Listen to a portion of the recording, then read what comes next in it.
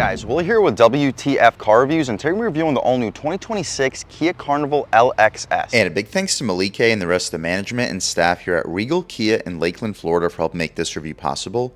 I'll leave a link to your inventory below, and if you're looking for a new car, SUV, or truck in the Lakeland area, I would definitely recommend checking these guys out and ask for Malike. And for those of you guys who don't know, the Carnival replaced the Sedona as Kia's minivan back in 2022.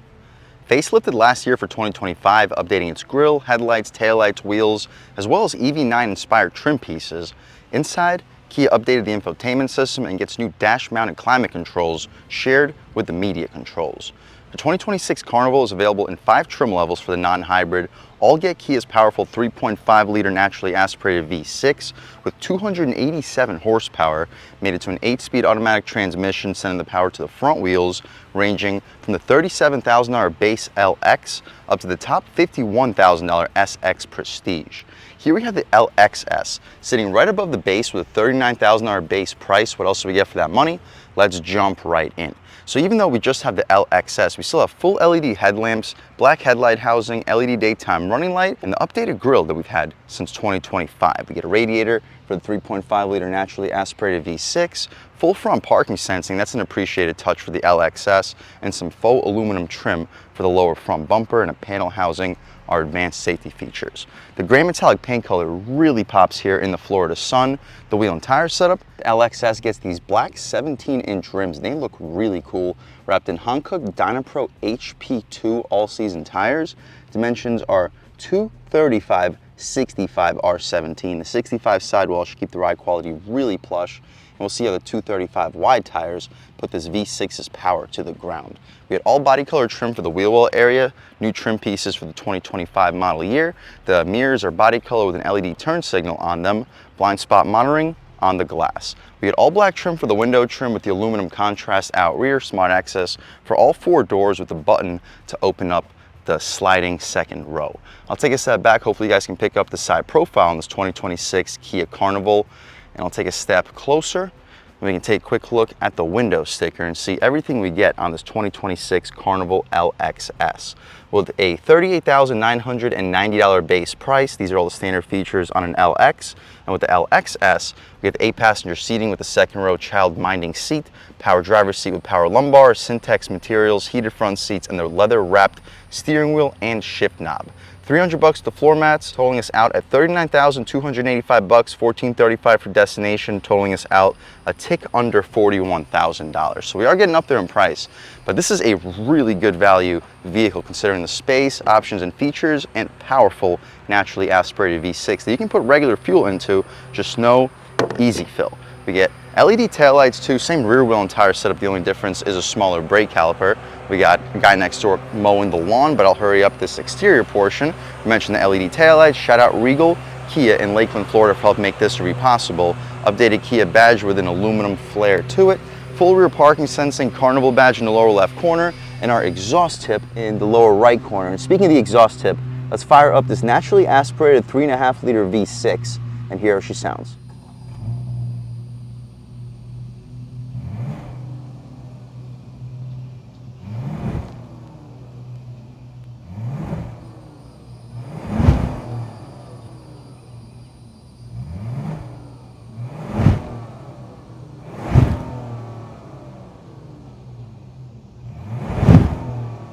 Alright guys, that was the sound of the naturally aspirated 3.5-liter V6 sold by Kia for the 2026 Carnival.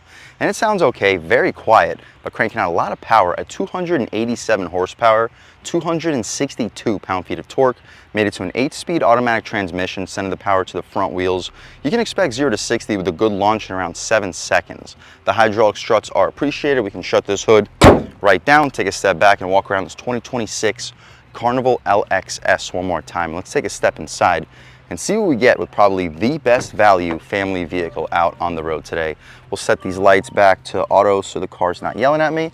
We get soft touch materials up top, leatherette stitching in the center. It's considered Syntex. Auto one-touch driver's window, power windows for all 4. Doesn't seem like the car's gonna shut off. We'll try turning the start stop button on. There we go. that worked. We don't get an upgraded sound system, but considering the SX Hybrid we just reviewed has this exact same audio system, definitely cannot knock them for the LXS. Solid storage, you'll fit a 14-inch sub with a 32-ounce water bottle in front of it. Aluminum door handle too, plastic step-in plate. We get the Syntex seats. They're not the two-tone contrast like on the SX, but I'm pretty sure materials-wise, they're identical even with the perforation in the center. They're heated seats, just not ventilated. Still fully adjustable, just like the SX. We have 4-way lumbar control. You can recline, drop, lift, and slide the front seats. But taking a step inside, we can really check it out. So from the brake, aluminum engine start-stop, and everything fires right to life. So we don't have a power passenger seat. That's one feature that I will just get right off the bat and tell you that we don't have that, and the rain sensing wipers. Got to go to the higher trims to get it. Either way, we still get the stitched dashboard, soft touch just about everywhere, leather steering wheel, solid 10 and 2, perfect 9 and 3, rubberized horn area, the horn, loud and aggressive. We'll do a window check. We don't get dual panes like on the SX, but it's a pretty thick single pane of glass. Volume skip controls, voice commands, AM, FM, Sirius, so you can hang up and answer your phone calls, and favorites. On the right side, we have our adaptive cruise control and lane keep assist, adjustments for the infotainment screen. We had our compass, advanced safety features, tire pressure, and our trip computer, which shows us since last reset and our current trip with sensory fueling. Digital speedo on the left side, tack on the right, tilt and telescoping steering column, auto headlamps and auto high beams, but no auto rain sensing wipers. Interior brightness, you can turn on the traction control, fuse box, hood latch release, and hopefully get a good look at the pedals with stitched dashboard materials and a large center bass speaker. You just got a low fuel alert, but it should be fine for the purpose of this review. Check out our 12.3-inch infotainment screen. Let the map load up and I'll catch right back with you. So just like the SX Hybrid review in this channel, excellent map. Huge thumbs up to Kia for not making us go all the way up to the higher trims to get the standard navigation. We still get wireless Apple CarPlay and Android Auto. You guys can pause, take a look at everything else potentially available. We get our new climate and media interface. Right now we're looking at our climate. Press this button and it switches to media. 2 USB-C ports, 12 volt, no wireless phone charging pad. The gear selector controls the 8-speed automatic transmission, the backup camera, very high resolution, guidance lines, and trajectory. But instead of a 360, we just have our icon for our front and rear parking sensors. Over the top, and a full backup view. My personal favorite would be the standard screen that it originally gave us. Throwing right back into park, we return to the previous screen. We get manual shifts on the gear selector, no paddle shifters. The shifts in the gear selector on the improper direction. Electronic parking brake, drive mode select. Our drive modes include Eco, Normal, Sport, and Smart. We'll start off in Normal, try out Sport, try out Eco, and see what the differences are. And we get auto hold for the electronic parking brake. Heated seats, you can turn off the parking sensors and access our camera at all times. You'll fit 32-ounce water bottles with these pushy things for the smaller cups. Syntex armrest, just like the SX, nice and soft. You'll fit 10 1-liter bottles of soda in there with additional storage in front of it, cup holders behind the armrest. The glove box, hard plastic for the outside, lined in felt. That's a premium touch for an LXS. Just like the SX we reviewed, you'll fit 18 and 20 license plates. Should be able to fit a pair of shoes, 4, possibly 5 Harry Potter books. We had a thin frame rear view mirror, but it's not auto dimming. You gotta pull this flappy thing to dim it. But we didn't have an auto dimming rear view mirror on the Hybrid SX either, so can't knock them for that. Press this button right here. Looks like LED interior lights. You can press and hold these buttons over here to open up the door from the front seat. That's about it though, guys, for the front seat. The headliner is nice and soft, no moonroof though. We can take a step out back, see how much space is offered back there, as well as the overall quality of the material. So to open up the back seat, you just pull that latch one time and it's the power opening door. The second row seats are also Syntex with a ton of legroom. Taking a step inside, I'm a little bit over 6 feet tall. Sitting behind my seat settings, we'll see if the seat slides back any further. It does. So almost 2 feet of knee room. We'll press this button over here and it'll shut the door for us. We just hard plastic materials up top, hard plastic for the entire door panel. The SX Hybrid reviewed had soft touch up top, but big whoop. Still get a power window, no sunshade, grab handle, mat pockets behind both the front seats with USB-C ports attached to each seat. 12 volt, no AC outlet next to it like we had on the SX, but we still get a third zone climate control. So everything that we would need, we do have. It's just the luxury features that you could get from the higher trims. They are going to emit, and you are saving over $10,000 compared to that SX. So I wouldn't necessarily say it's the end of the world. Solid storage down below too. The second row seat, the center seat folds down so you can access like a armrest console area, perfect for laptops, with 2 additional cup holders right next to it. The air vents blow directly into our face. Same thing for the third row passengers. And the interior lights back here are not currently turned on, but I believe they're LED. We can check out the third row. The sliding door opens up reasonably quickly. We can pull the latch, slide the seat forward, and taking a step back here. In order to pull the seat back into its original place, we got to pull on this rope. And as far as the seat goes, this is a full recline, full slide, and I still have over an inch of knee room. And right now the second row passenger has like 2 feet of knee room. So if they compromise a couple inches of their knee room, every inch they will compromise would be an additional inch for me. So very comfortable back here. Headroom, even upright, I have over an inch of it. If you're under 6'3", 6'4", you'll comfortably sit in the third row of a 2026 Carnival, and that's not something you're gonna say outside of the full-size SUV segment. Cup holders, nice area for a phone, some additional storage, USB-C port. The materials back here are all hard plastic, but that's how it was with the SX. Definitely not gonna knock the LXS for being the exact same way. Same thing on the opposite side, and we have 3 seat belts back here, so you could theoretically have 8 people in this minivan. I wouldn't necessarily recommend putting 3 big boys back here, but if you have 2 200-pounders on the sides, I would expect someone around 120 pounds to comfortably sit in the middle. We can take a step out of this third row though, slide the seat forward. Very easy process, easily the easiest third row process outside of the full-size SUV segment. We'll put the seat right back so it's not sliding around when we take it out for a drive, and just pull the door latch one time and the door closes for you. One thing this LXS does not have is a power opening liftgate, but the hydraulic struts still make it pretty easy. We get our floor mats back here that I will remove, and hopefully you get a good idea of the overall cargo space. I like how Kia gives us that really deep floor to actually maximize the space. Perfect cutouts for grocery bags. We can fold these seats down. The headrest will definitely get in the way, but it'll give you a good idea of the stowaway capability for this minivan. I'll leave a link right here to show you exactly how much cargo space is back here with the third row up, third row down, and with the second row down.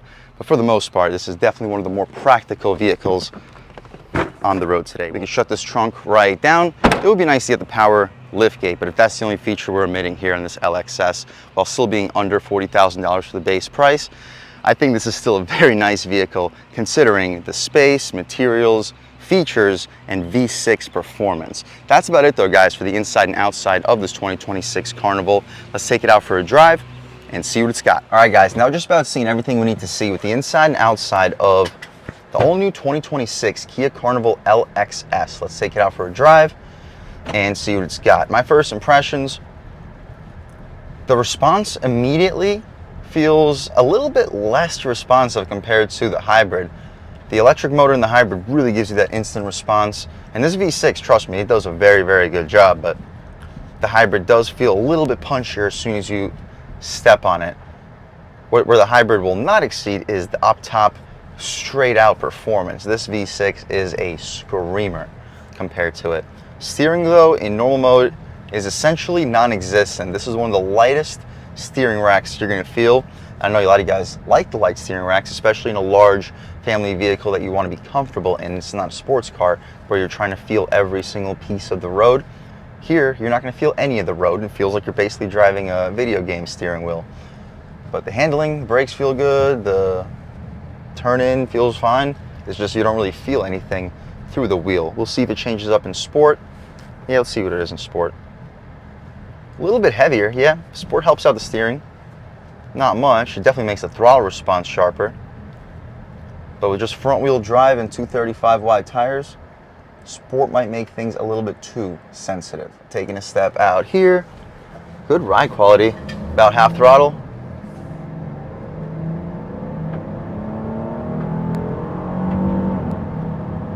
Whew.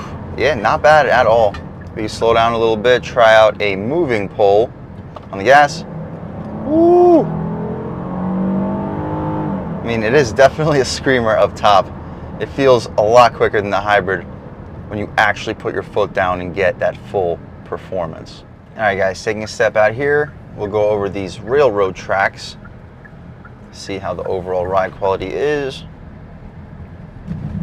Very good. We can take a step out here in sport mode. Ooh, yeah, it is sensitive in sport. Ride quality is good. Throwing it in. Steering feels a little bit better. And the Carnival does have a very nimble and playful feeling body for the size of this vehicle. And in sport mode, light throttle applications, and this thing is moving. It's a very good engine paired with this minivan. But it looks like a good opportunity to try one out off the line. We're not going to floor it, trying to get a good launch on the gas. Ooh. Yeah. I mean, it doesn't blow you away, but I mean, compared to like Honda Pilot, Acura MDX, like you're right up there when it comes to performance. Throwing it in. This is a fast corner we're taking in. It handles it really well. We'll try out these manual shifts. Third gear, second gear. It's not really a rev match downshift, but holding second. Let's see how we come out of this corner. And on the gas. This is a very powerful vehicle. Real world turning radius test. Limited body roll and coming out about half throttle. Once you cross around 3,500 RPM, this V6 has a lot of power. That's about it though, guys, for sport mode. Let's throw it into eco. Completely change the pace. Throttle becomes way less sensitive. Steering becomes the same as it was in normal mode, but the handling still stays really good. Let's try one out off the line in eco mode. We're not going to floor it, just to see what the power delivery is like. About half throttle. It's definitely less sensitive, but for the power just being delivered to the front wheels, this gives you a really good balance of that power while still getting very good traction because of the limited throttle response. Would I necessarily like eco mode in vehicles that can put their power down? No, but in a front wheel drive minivan with a V6 making almost 300 horsepower, I think I would leave it in eco mode. When you floor it, you still get full power. It's just the 0 throttle to 100 throttle, everything in between that becomes less aggressive in eco mode. Either way, I think I'll leave it in eco mode for daily driving. This is also where you're going to be averaging over 20 miles per gallon. If you're looking for the most comfortable, the most spacious 6-cylinder powered vehicle under $40,000, you are looking at it. You're sitting 7, 8 full-size adults in this thing without cloth seats, with actual Syntex leather. We get heated seats up front. We get front and rear parking sensing and really good looks, LED lights. I mean, this is a very modern vehicle with a ton of space, very good power, and a sub $40,000 base price. If that's what you're looking for, guys, I would 100% recommend checking out the Carnival LXS. Definitely spend the extra couple thousand over the LX. It makes a mile of a difference between the parking sensors, leather wrapped steering wheel, Syntex synthetic leather seats. Everything about this is just superior to the LX, while really not spending that much more money. If that's what you're looking for, guys, I'd 100% recommend checking it out. And a big thanks to Malike and the rest of the management and staff here at Regal Kia in Lakeland, Florida for helping make this review possible. I'll leave a link to your inventory below, and if you're looking for a new car, SUV, or truck in the Lakeland area, I would definitely recommend checking these guys out, and ask for Malike. And a huge thanks to all you guys for watching. I had a great time making this video. If you're new to the channel, please subscribe. If you've already subscribed, thank you so much. You guys know the channel is just not possible without you, and I really appreciate the constant support. But again, if you haven't subscribed yet, please subscribe. Leave a like too. It really helps me out with the YouTube algorithm. That's how these videos get promoted to new people. Leave a comment. Let me know what you like. Let me know what you don't like. Leave a comment. Let me know if there's any specific cars, SUVs, or trucks you want to see reviewed on this channel, and I'll definitely try getting those videos for you ASAP. But other than that, again, thank you guys so much for watching, and I hope all of you have a great day.